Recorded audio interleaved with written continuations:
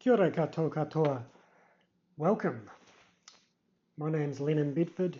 I'm a reality capture specialist at Global Survey, and it's my pleasure to be hosting today's deep dive into drone LiDAR systems. We have a very large audience signed up today, so thank you very much for your attendance. Many first-timers for our Arch NZ webinar series. For those new to the group, Arch NZ is all about autonomy and reality capture in New Zealand. It's a community group with a focus on automation and capture, data processing and delivery of reality capture data. It's really a platform for users to share their experiences and knowledge and elevate the knowledge of the group as a whole. So together we think we can be stronger.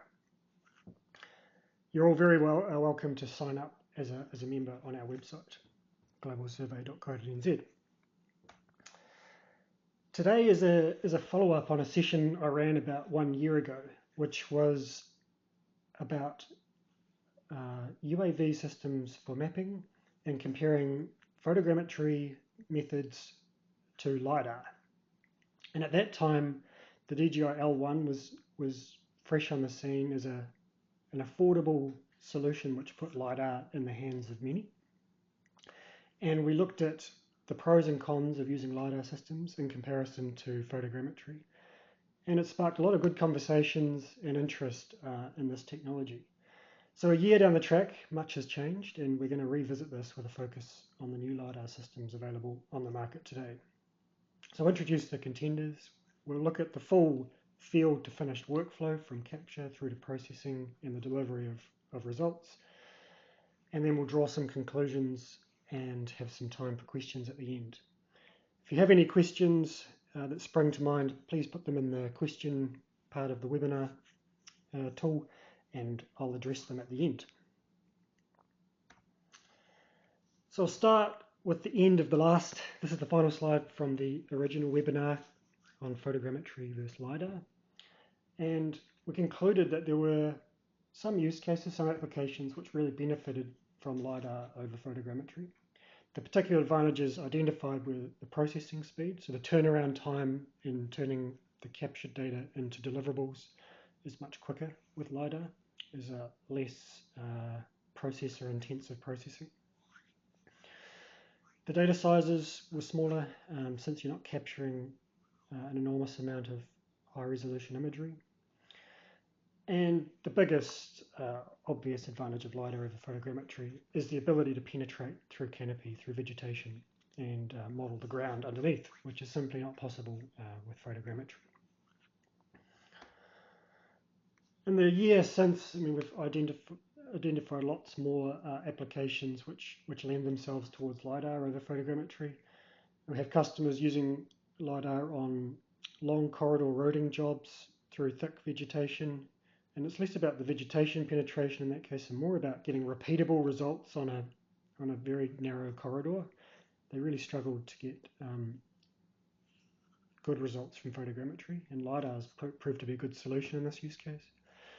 Power lines, so a lot of looking at tree clearances, ground clearances of lines, that sort of thing is an ideal application for LiDAR.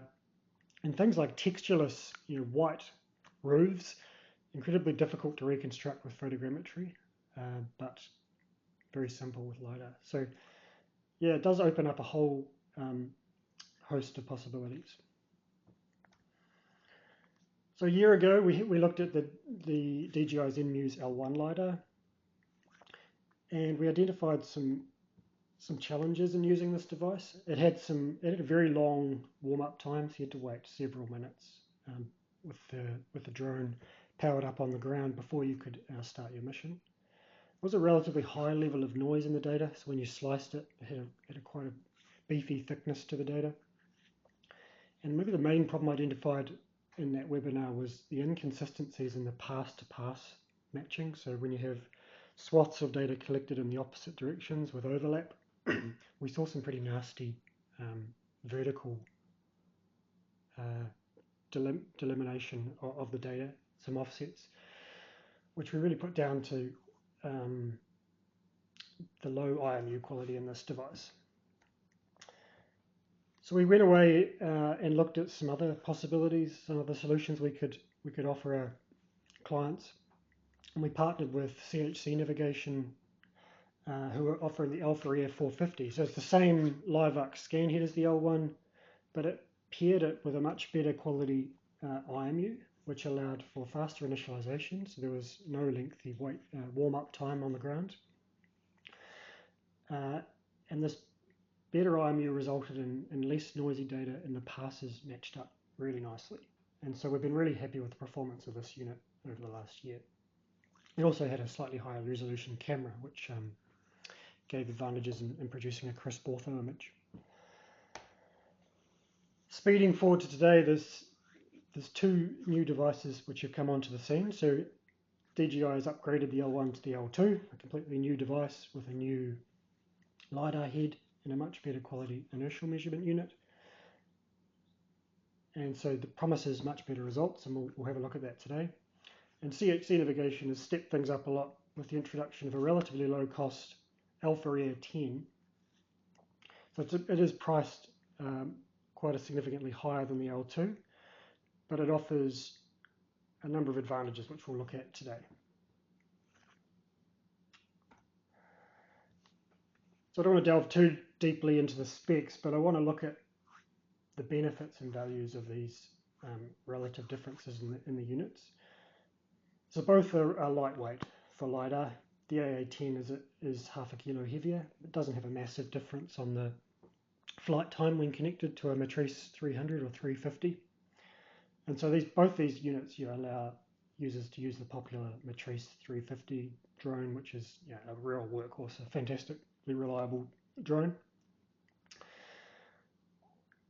They have quite different ways of storing the data. So the L2 comes with a removable micro SD card, whereas the AA10 has a solid state internal hard drive which you access with a USB cable. I guess the advantage of the internal memory is it's a bit more robust, and also you don't show up on site and realize you've forgotten your micro SD card and can't work. And it's a bit quicker to get the data off the device onto your PC over a high-speed USB 3 cable. The range, so the AA10 is roughly double the range of the L2. Doesn't make a massive difference here in New Zealand, where we're usually limited to 120 meters maximum flight height. But it does mean that it promises lower noise at lower elevations. The precision is an interesting difference, which we'll look at in the raw data further down the track. And the accuracy, the AA10 does promise something more than the L2. So it's really an engineering grade survey device. The AA10 has double the measurement rate, so this means you can get a higher level of detail, and it also means you can fly the drone faster, because the density of the point cloud you end up with on the ground is relative to the speed that you fly in the air. The faster you fly, the more sparse the point cloud will be. Field of view is very similar. The biggest difference mechanically is that the L2 is on a gimbal, so it means you have the advantage of being able to tilt the LiDAR, say, up to face forwards on the drone or to the side, and look at a cave or a very steep facade, whereas the AA10 is fixed, nadir, looking down, but it does have that 75-degree of view sideways. So if you wanted to capture a wall or a rock face, you can fly parallel to that face and you'll get some good coverage out the side. The number of returns is another key difference. So the extra 3 returns on the AA10 promise better vegetation penetration, and there's a big difference in the camera integrated into these systems. So the L2 is a relatively low resolution by today's standards, 20 megapixel camera, which is perfectly sufficient for colorizing the point cloud and getting a reasonable ortho. But the AA10 full frame 45 megapixel camera allows you to use this for photogrammetry missions as well, get a really crisp high resolution ortho. And the sensor size, the full frame on the AA10 promises better low light performance as well, so you're less reliant on good conditions. So in terms of capturing the data, installation for both devices is very simple. The L2 being a DJI device that's perfectly integrated into the DJI Matrice platform via the Skyport, and it makes use of the RTK antennas on the Matrice drone. The AlphaAir10 also connects straight to the Skyport and is powered and has communications via that port. But the main difference is it does have its own integrated GNSS system within the LiDAR package. And this, as you can see in the diagram on the right, has a little antenna arm with a dedicated antenna which you connect to the LiDAR. This does offer the advantage in that you have a fixed lever arm from the LiDAR head up to the GNSS antenna. So if this device wobbles on the gimbal shock absorbers, then that lever arm is fixed and you don't have any deviation in the lever arm, which the L2 could potentially have if the drone's shaking around. But yeah, it goes straight onto the Skyport, like so. In terms of reference station data, so both systems require post-processing, so PPK processing to calculate the trajectory accurately. They have quite different ways in terms of the workflow in using that reference station data. So both systems require either a local base station or a connection to a reference, or not a connection, but a reference station within 15 kilometers is the recommendation. The L2, you can connect the drone to the RTK source, whether it's a local base or an in-trip service such as SmartFix, and it logs that reference station over the data link via the controller up to the drone onto the micro SD card. So the advantage of that is that you don't have to go searching for those base station files later on. They're logged at the rover end or the LiDAR end of the system. But it does mean that it's susceptible to any sort of transmission data gaps between the controller and the drone. So if anyone who's used a Matrice 300 or 350 knows that it is sensitive to the direction of the antennas. You have to be careful to face the drone. If it briefly goes behind a tree or whatever, you can see data link gaps, and that will result in gaps in your reference station data, which will result in issues when you go to post-process the trajectory. That can be worked around by copying in the base station or reference station files manually later into the DJI L2 data structure, but there is a bit of fluffing around in terms of getting the file names correct and the format and all that sort of thing. On the AlphaAir10 side, you can have the real-time connection to SmartFix or to your base station to allow terrain following, just like the L2, but none of that reference station is logged. Reference station data is logged on the LiDAR itself, so you have to go away and download those files afterwards and then import them via a very simple part of the wizard in the post-processing software.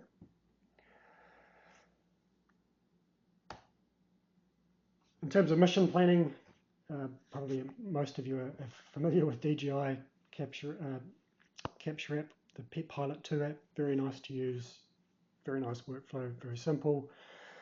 Draw your polygon or import your polygon and plan your flight height based on the resolution required, and it calculates all the overlap and things for you.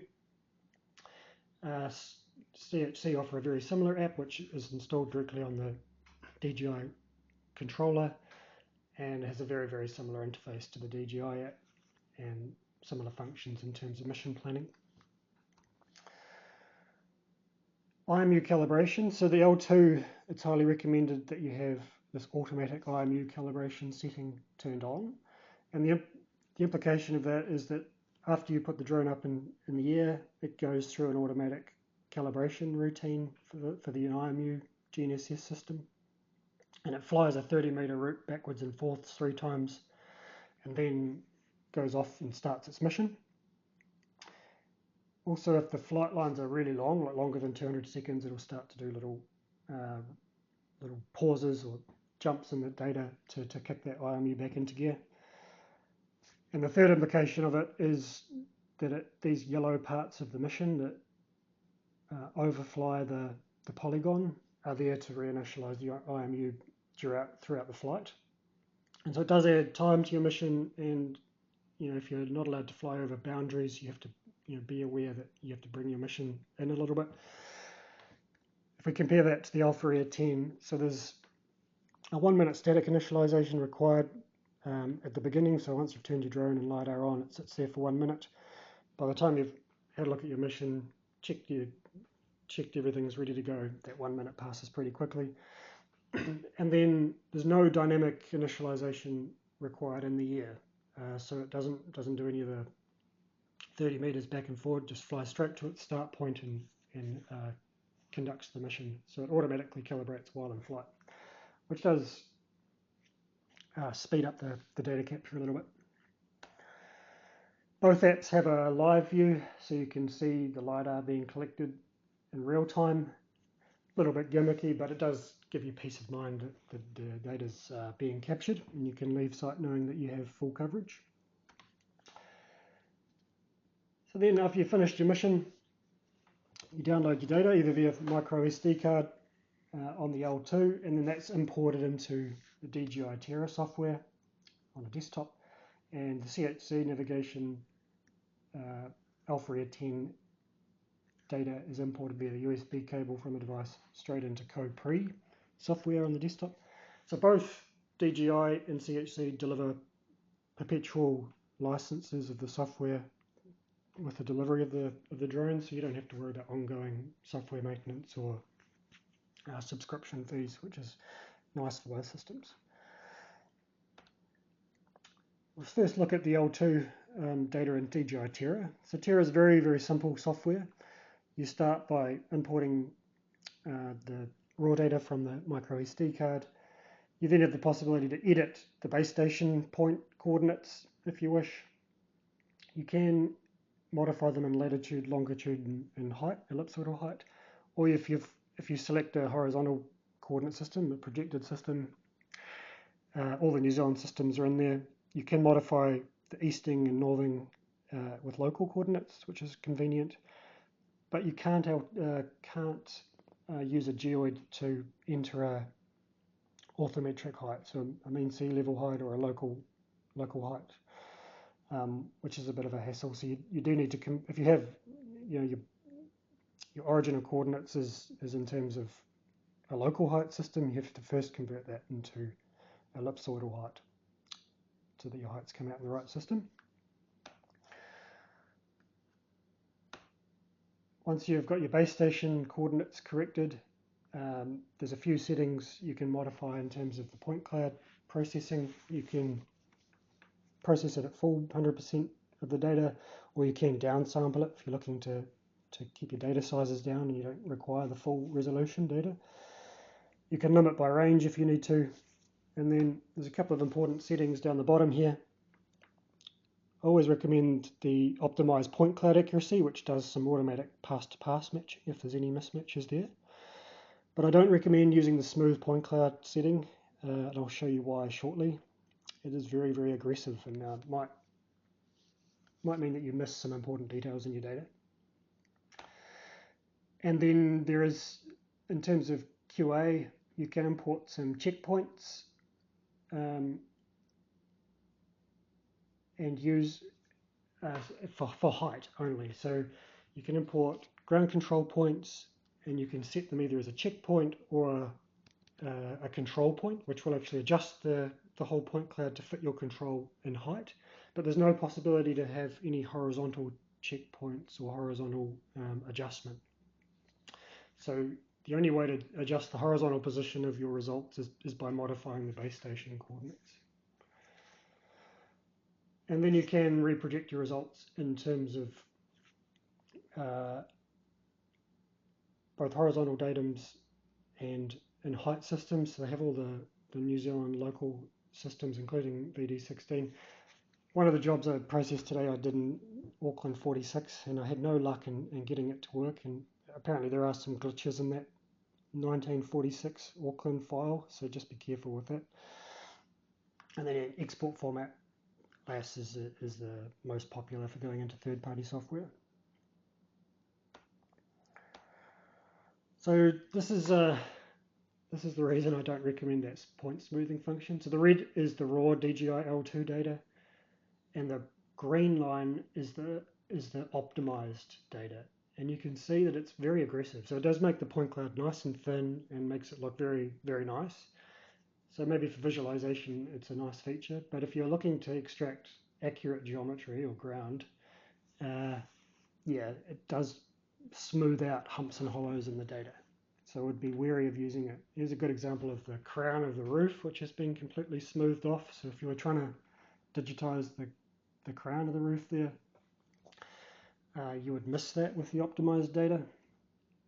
If you're trying to, in this case, say, accurately digitize the bottom of or toe of the bank, you're also going to miss it with the red line having smoothed away that bank entirely.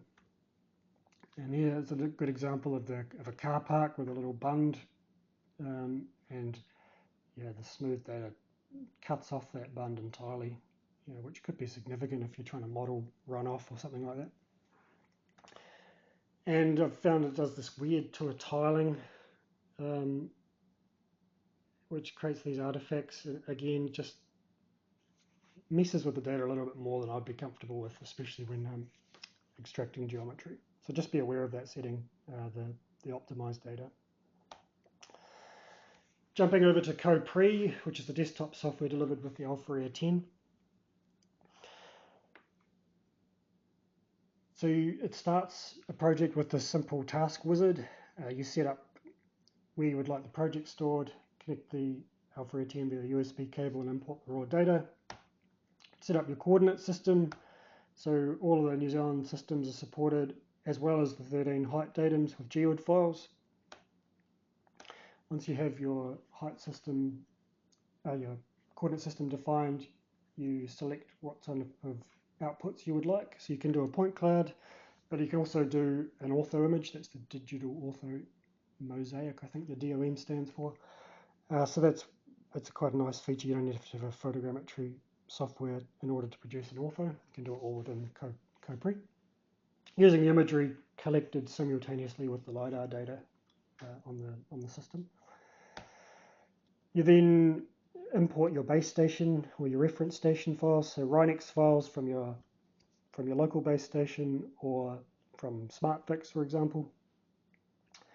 You can modify the coordinate both in northern and eastern and local coordinates, and also height, so you can enter an orthometric height, a VD16 height, for example, and use that as your base, your reference. And then once you push go, it calculates the PPK trajectory and displays the route on the screen. So it's a little bit different to the DJI software, where it's not possible to see the route flown by the drone. The trajectory is not visualized, you just see the point cloud. And here you can select the lines of data, lines of the trajectory you would like processed to a point cloud. So in this case, the red lines are going to have point cloud data extracted from them, and the green lines are going to be ignored. You could select the whole lot if you like, or just a portion of the file. Then you set up your point cloud filtering settings and press go. If you do see any misalignment in pass-to-pass matching, there is an optional strip adjustment module. But I've very rarely seen cases where that is required. But it is nice to have that get out of jail card should anything go wrong. And then there's the ability to import control points and check the data either in height, in horizontal position, or in 3D. So you can change the refine type between the three. And you can choose whether that point is a checkpoint, which won't adjust the data, or as a refine point, which will adjust the point cloud to fit control. So you have a lot of flexibility over the way the point cloud is manipulated in post-processing. So once we have a pretty looking point clouds, how do we know that they're any good? And what is what they're fit for purpose for? So before we can QA data, we need to identify possible sources of errors. And with LiDAR systems, no different to any other survey technology, you can split the errors into systematic errors, which bias the absolute accuracy of the data, and random errors, which influence the precision of the data, or noise. And some obvious error sources for systematic errors are wrong base station coordinates. Maybe you've messed up the antenna height of your mobile base station. LiDAR miscalibration, so there might be some mechanical misalignment between the LiDAR and the GNSS IMU system, and that's going to result in a systematic error. You might have selected the wrong coordinate system and your data turns up in the wrong spot completely. So in terms of quality control, the way to manage these systematic errors is to use ground control, and I don't see any way around that. So measuring identifiable points on the ground with an independent system, such as a GPS rover or a total station, and then using that to compare with the resulting point cloud from the LiDAR. In terms of LiDAR miscalibration, using overlap in your passes. So if you've got 50% overlap between passes collected in opposite directions, then any sort of systematic LiDAR miscalibration will show up in an offset between those passes. So using a slice tool across perpendicular to your flight paths is a really good check on how well the system is calibrated. And then in terms of noise, this can be a result of position, orientation, range, noise, and also the type of surface you're measuring. So the color of a surface has an effect. Dark black asphalt will be noisier than, say, light concrete. The reflectivity of the surface, the dampness, and if it's covered in vegetation is all going to influence how clean the data is. And you can check that with some nice slices through the data, cross sections, and visualize and measure the thickness of the cloud. So, into the data. Test site 1, the Horswell Quarry. So for those of you who joined the webinar last year will be familiar with this site. Really good test bed with lots of different undulating terrain and different surfaces. Good way to, and lots of vegetation, tall trees, low trees, shrubs, long grass, sort of works. So we flew the site with both the L2 and the AlphaAir10 at the same speed, very similar heights. This is the L2 height checks within DJI Terra, and you can see the numbers in red, all extremely good, kind of unbelievably good maybe. But yeah, it's good check to know that you don't have any massive gross errors in your base coordinate, and that the data is all coming in within spec. On the CHC AA10, I picked the ground control points, which were 1 by 1 meter black and white targets on the ground. Picked those in the software so they're able to check the 3D accuracy of the point cloud, not just the heights. And you can see they all came in well within the 50 mil spec. And then you can also export those results from a CHC code pre-software into an Excel file and look at them in more detail. On average, we're looking at about 30 mil absolute error.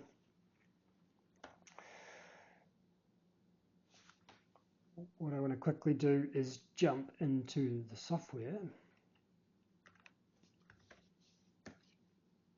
and show you the way we can check the pass-to-pass matches. So this is the code pre software with the AlphaAir10, and I can look at my flight path there, select the flight path, and look at my data in 3D. What I like for QA is this ability to slice across the data. And each of the swaths of LiDAR data is colored individually. So I can zoom in, on the surface, ground surface, and look to see for any pass-to-pass mismatches. And if any of these colors were offset from the others, it would be an indication of a calibration issue. So you can see under some vegetation here, we've still got good coverage of the ground. But I like to look at hard surfaces and then see that all these lines of data line up beautifully. And if they didn't, then I would want to do some pass-to-pass matching. If I measure across the thickness there, you can see vertically 60 mils there. That's on grass, I think. If you look at it, oh, it's actually got quite a thickness to it.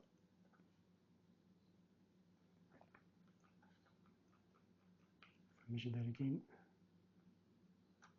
Yeah, more like 30 mils, that's what I'm looking for, and noise. It's a really powerful QA tool and gives you peace of mind that your pass-to-pass matching is good.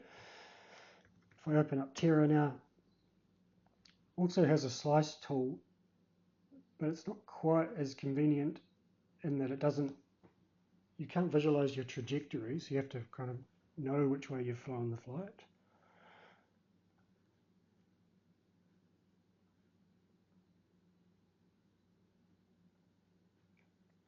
So there's our point cloud, really nice visualization, and it has this profile tool, so similar to Caprice software, you can draw a cross section across the data and visualize it in profile view, but it's only colored by, it's not individually colored by swath, so you have to zoom in here and look for any offsets a little bit more carefully. It's not so obvious not having the color differentiation of passes. But I would highly recommend, nevertheless, to take cross sections across your LiDAR swaths to check for those pass-to-pass errors. Okay, back to my presentation. So we're satisfied with the quality of the data, meets what it says on the spec sheet. First thing I want to compare is the level of detail of these systems. So on the left we've got the L2, on the right the AlphaAir10, and the obvious difference is really in the point density. So a lot higher resolution data from the AA10, thanks to its double measurement rate, that 500,000 points a second versus 240. The other obvious thing here, we flew these both on the same flight path, and that wall that is visible there, the face of the wall, is parallel to those flight lines, and you've got much better coverage on the AlphaAir10 than the L2. I guess that's because of the slightly wider field of view and the stronger laser that's picking up data at an oblique angle. Again, just crisper, more dense data, a bit more view of the walls. A little bit harder to differentiate there, but better definition of the power pole. And this one's interesting, not so much for the point cloud, but for the colorization of the point cloud. You can see the edge of that footpath is a lot clearer and crisper on the AA10 data versus the L2, where it's a bit washed out. I think that's a result of the higher resolution RGB camera on the AA10. So it makes it easier to pick out those smaller details. In terms of noise level, I took a quick measurement when I was in the Caprice software. So here are the two point clouds overlaid, the AA10 in gold and the L2 in blue. And you can see the AA10 is about 30 mil thick in terms of noise on a hard surface, whereas the L2 is about just more than double, about 70 mils. So yeah, the noise level is a significant difference between the units. It does limit what you can do with the L2, so this might be perfect for ground terrain modeling, but I'm not sure I'd want to pick out, say, a curb or the edge of a wall or all that things with this level of noise. It obviously depends on the accuracy or precision required for the application, but it is a limiting factor for the L2. Vegetation penetration, so this is really the most interesting thing with LiDAR systems. And so I've taken a horizontal slice, a cross section through the same part of the data in both data sets, the L2 in blue on the left and the AA10 in gold on the right. And you can see, the L2 has done a really good job in most of the data, but you can see some pretty obvious gaps which are not visible in the AA10 data. Again here, just more density in the ground on the AA10. And you are getting much more detail in terms of the trunks and structure of the tree as well, if you were interested in it from a forestry point of view. Another good example of just some patchiness. You could interpolate, of course, between these points, but you don't know if there's a hump or hollow in between, and you have the peace of mind here with the completeness of the data on the AA10.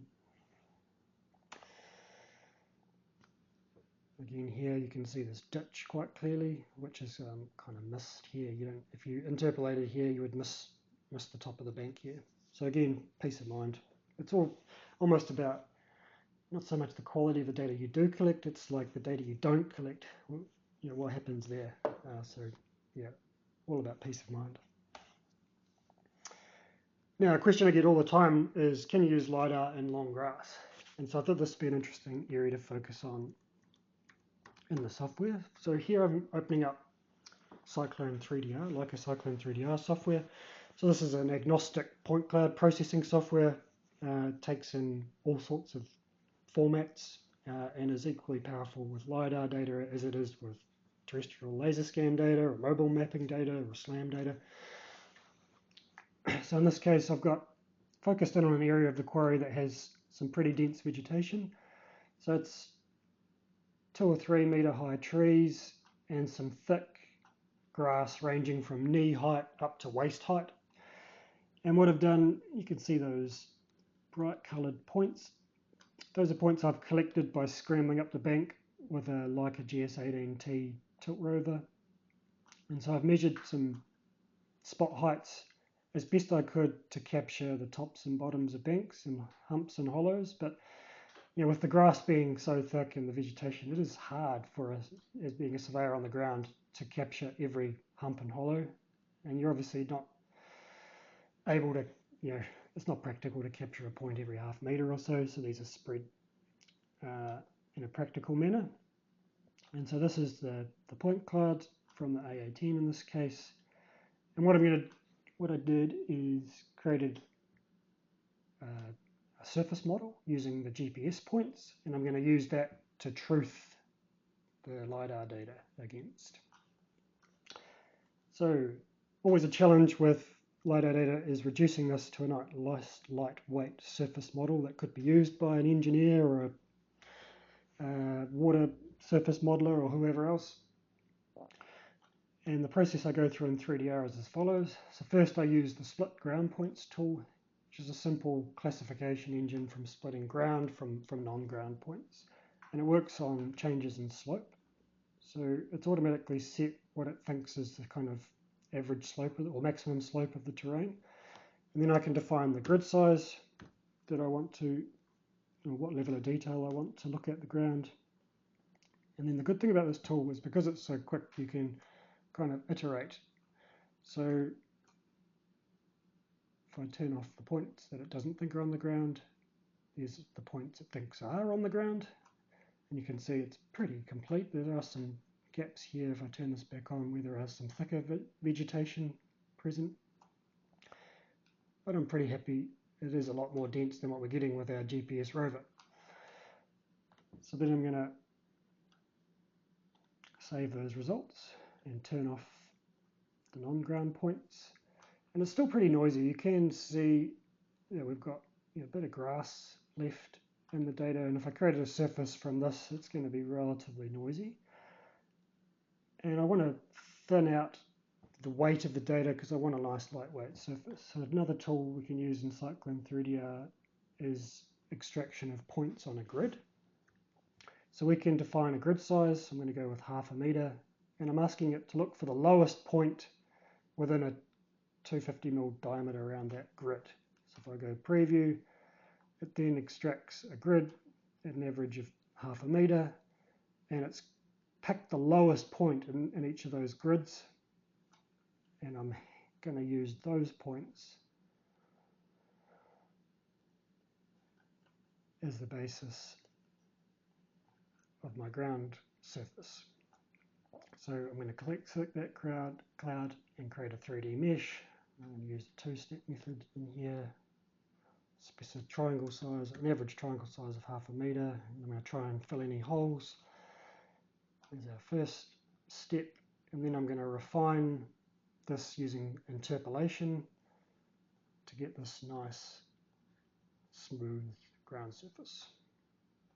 And then the big question is, how does that compare to my GPS spot heights? So I'm going to turn on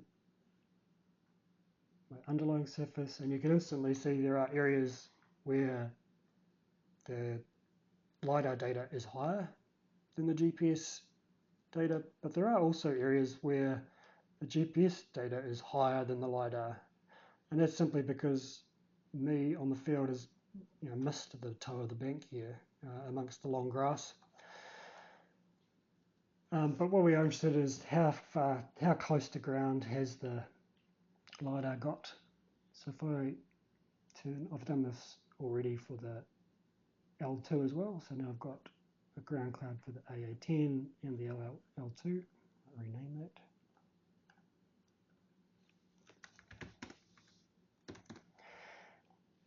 And I'm going to take a section through the data, right through the middle, and look at it in side-on view. And you can see that's the AA10 in blue. In gold. Well, yeah, so it looks blue there. It's gold on top. That's the L2, and this is our GPS ground surface. So they are, both LiDAR surfaces are higher. They haven't penetrated the grass right to the ground. And if I measure the vertical difference, it's 170 mils up to 100 mils up to 150 mils. If I look up further up the bank here,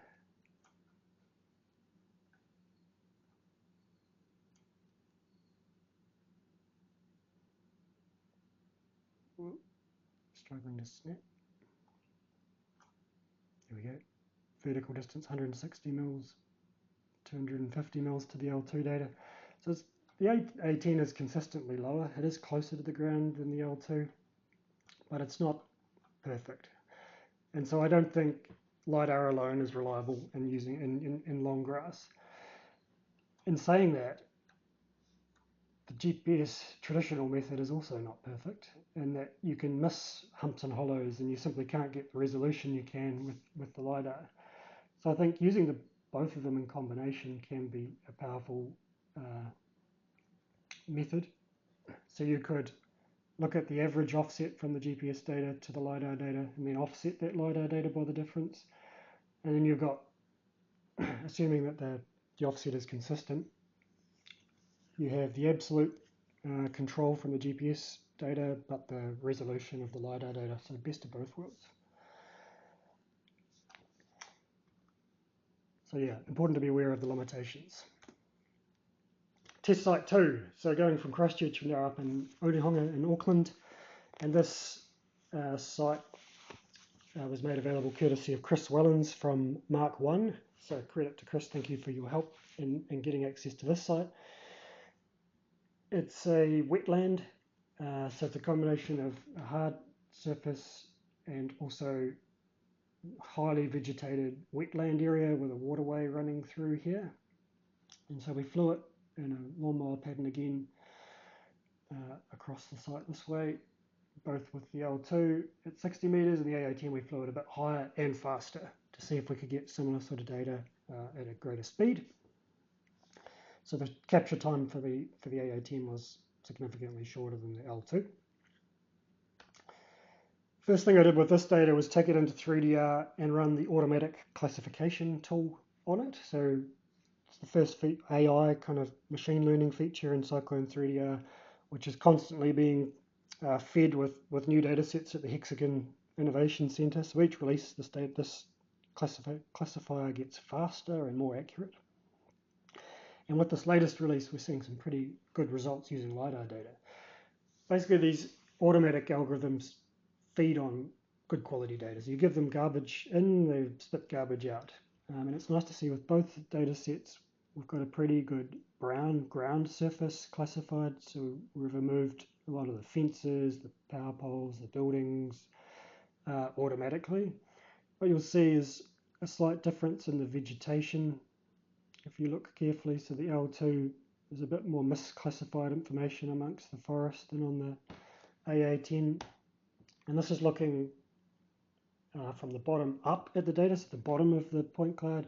And you can see there's a lot more kind of brown under the trees on the AA10 than there is on the L2, which is indicating some better vegetation penetration.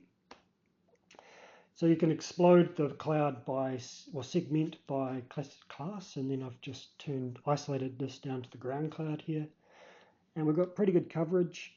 There are some gaps in the data in both systems down the bottom here, and you can see there's more gaps in the L2 data in the ground up in the top right here compared to the more complete AA10 data. And then I've taken that and I've just isolated the wetland area, just the vegetated area I'm going to focus on in this data set, and created a ground surface in a similar method I used on that grassy bank in the Horsewall Quarry. So using the auto classification gives us a big head start, so we can run that DTM tool at a higher grade and keep more of the data, because all of the trees, or most of the trees, have already been removed by the classification engine. What you can see maybe is that, yeah, there's just the triangles are a little bit denser on the AA10 data in areas where the L2 has struggled to penetrate. Then what I've done is first compared the two surfaces. So this is L2 versus AA10, and I've heat mapped it in terms of height difference.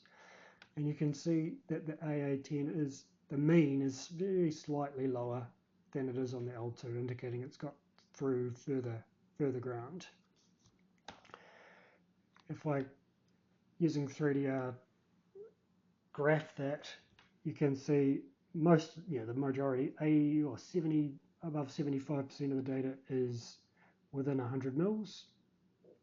But there is a kind of 9% of data, which adds up over a big site like this, is lower on the AA10 versus the L2.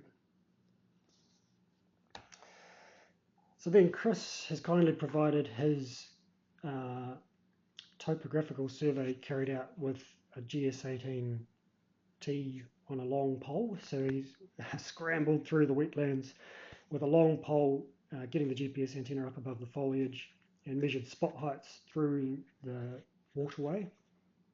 And then I've used that tin that Chris provided and compared it to the ground surface models extracted in 3DR from both the L2 on the left and the AA10 on the right. Both systems have done a very good job, but what you will see is there's slightly less high points in the AA10 data.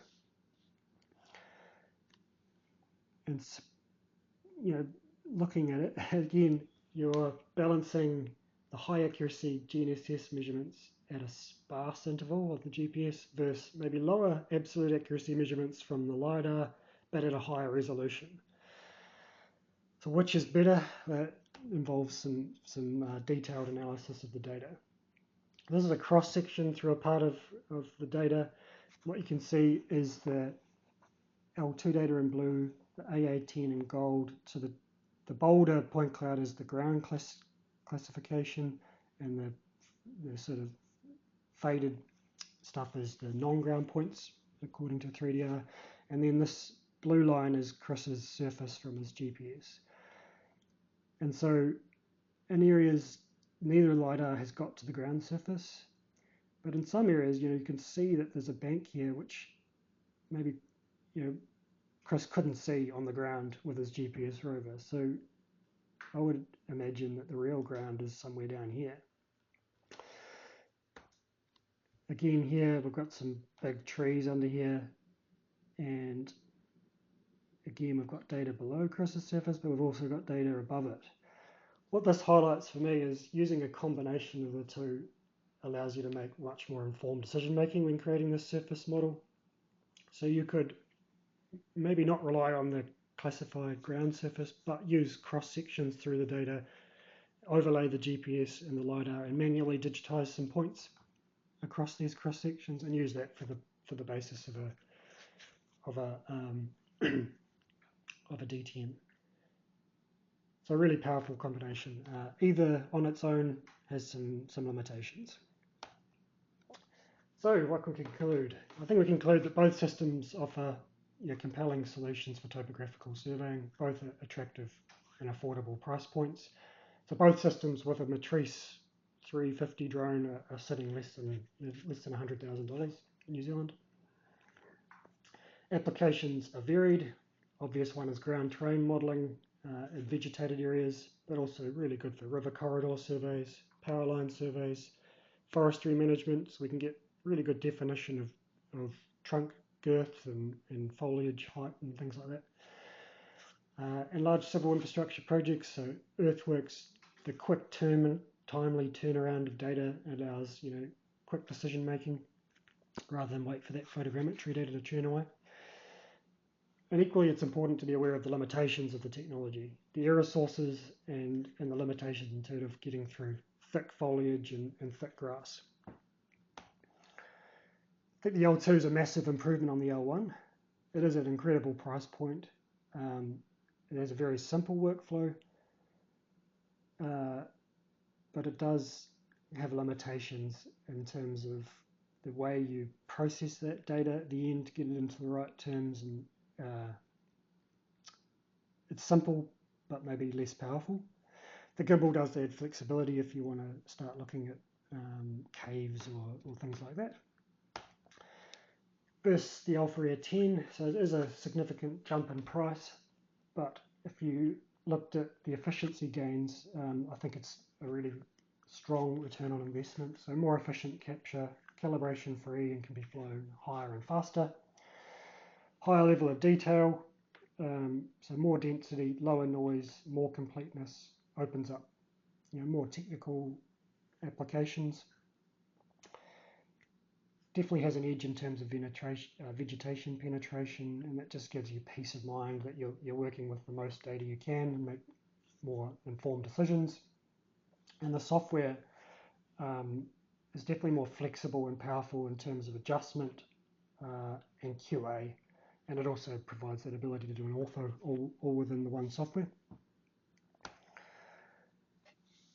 And I hope you found that informative.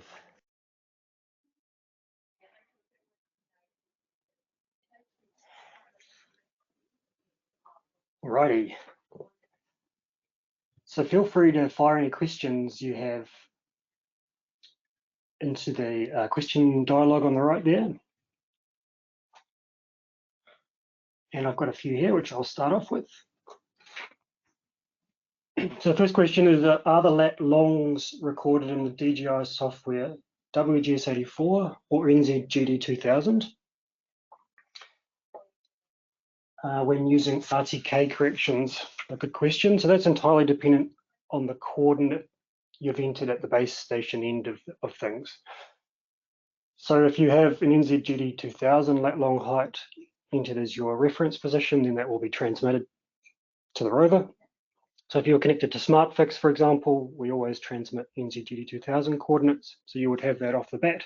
If you had a local base, with a hair position, or if you're working off a reference network which is transmitting WGS84 or ITRF or something like that, then you would have to adjust that base position to NZGD2000 for it to take effect.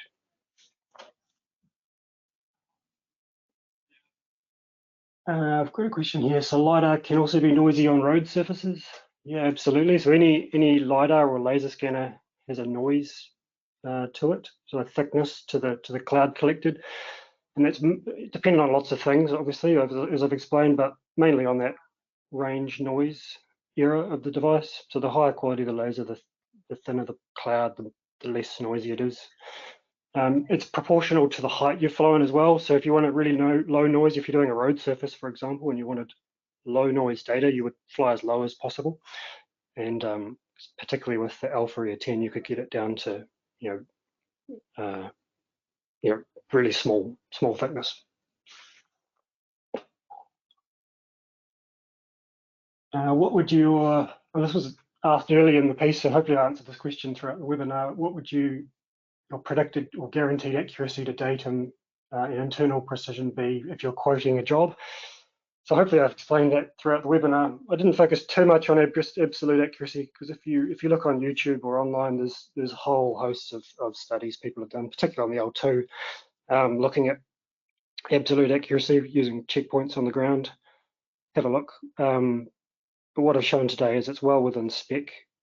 So absolute quality of less than 50 mil, absolutely achievable without too much effort, and you can get that even tighter by using more ground control, more checks. shorter baseline lengths, lower flights, all those sorts of things.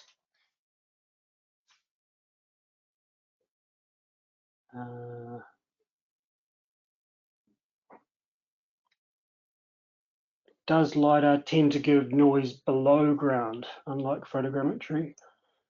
Yeah, so from the testing I've done, the true value is somewhere in the middle of the noise. So not at the bottom or not at the top, but in the midpoint of the noise. So it's important when you're meshing or creating a surface model from the point cloud to be aware of that, and you don't want to use a software that, say, defaults to the bottom of the noise floor. The center is where the truth is.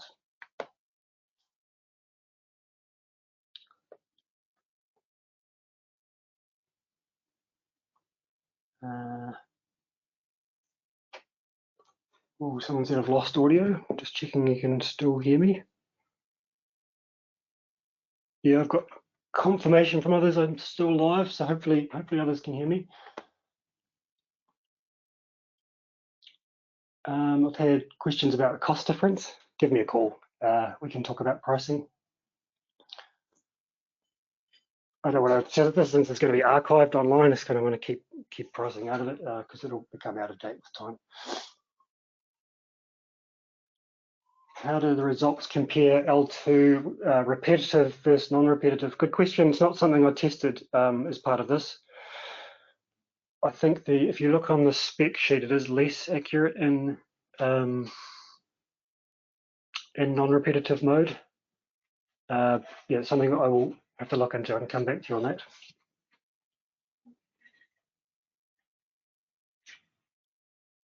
There's a question here, any significant improvement in the quality of LiDAR improved by post-processing with TerraScan, TerraSuite? I think absolutely. That's a really powerful software, but also not a cheap software. But if you have access to anything from TerraSolid, yeah, I think you have a really good chance of improving the quality of it. As I've discussed, there's limited amount you can do in the Terra software. You know, you kind of click the button and hope for the best, and if it doesn't come out in the wash, then yeah, there's very limited options in terms of manual control over the data. So something like a third-party software would provide a better solution.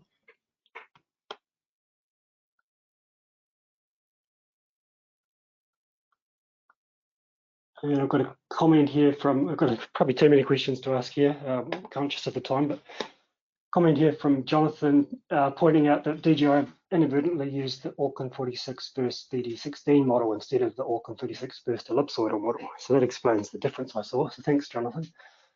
So if you do enter the difference between VD16 ellipsoidal, your heights will come out in 46.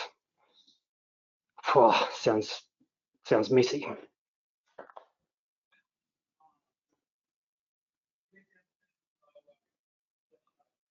Yeah, I think I'll leave it there with questions. Feel free to, I will get back to those who have asked questions here and I haven't got back to you. I'll get back to you on email, but also feel free to send me an email.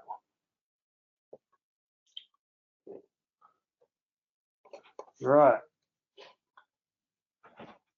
A little heads up on what is coming next. So our next event scheduled for Monday, July, I forgot to put the date in there. I think it's July 29th from memory. This will go up on our ArchNZ subsite of the Global Survey website, so please go there and sign up.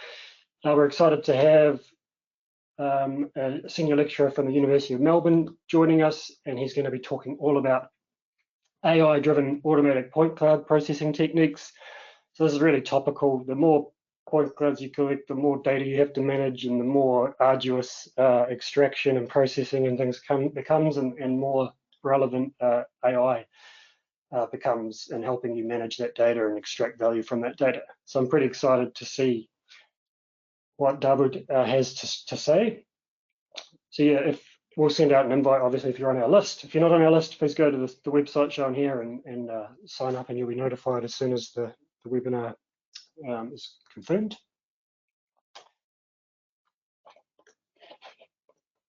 And as always, please send us your feedback, get in touch. My email is lennon@globalsurvey.co.nz. Happy to talk through any of what's been discussed today or anything in general in reality capture. And thank you very much for joining. Cheers.